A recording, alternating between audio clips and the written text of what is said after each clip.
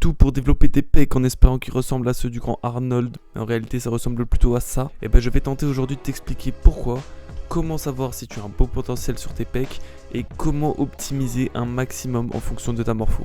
Ok, donc ce qui va déterminer la forme des pectoraux, ça va être 3 facteurs. Là, tout à gauche, l'insertion sur votre humérus.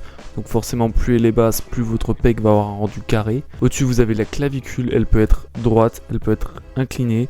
Et donc, suivant l'inclinaison de votre clavicule, vous allez avoir plus ou moins un gros ratio de faisceau claviculaire. Donc forcément, si elle descend plus bas, votre faisceau claviculaire sera plus gros. Ensuite, vous avez la longueur du sternum. Donc plus votre sternum va descendre bas, plus vos pecs vont descendre bas aussi, parce que votre pec s'insère sur la clavicule, sur le haut du sternum et sur le bas du sternum. Donc si vous avez bien compris, il va falloir travailler sous 3 angles à déterminer suivant votre morpho. Si vous n'êtes pas capable de déterminer votre morpho, n'hésitez pas à laisser un commentaire ou à m'envoyer un message sur Insta, je le ferai pour vous. Et je vous aiderai à créer un programme, parce que oui, il existe des centaines de méthodes pour pouvoir s'entraîner. Et donc on pourra tester ensemble plusieurs méthodes.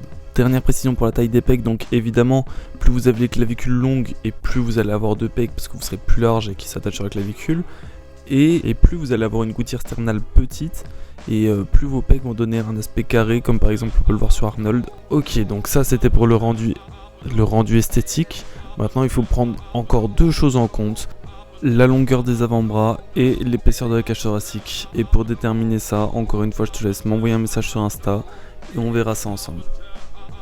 Ces 2 choses vont donc déterminer l'amplitude sur vos pectoraux, sur les mouvements de poussée. Donc plus vous avez les avant-bras longs et une cage thoracique fine, plus vous avez d'amplitude, plus vous avez de surétirement, plus vous avez de chances de vous blesser, mais aussi plus vous avez de chances d'avoir des pecs. A l'inverse, si vous avez une cage thoracique épaisse et que vous avez des avant-bras courts, vous avez peu d'étirement sur vos pecs, donc possiblement peu de développement, mais vous avez aussi peu de chances de vous blesser. Donc je vous laisse m'envoyer un message sur Insta et on déterminera ensemble quelle est votre amplitude idéale pour avoir le meilleur ratio bénéfice-risque afin de développer un maximum vos pectoraux sans risquer de vous blesser.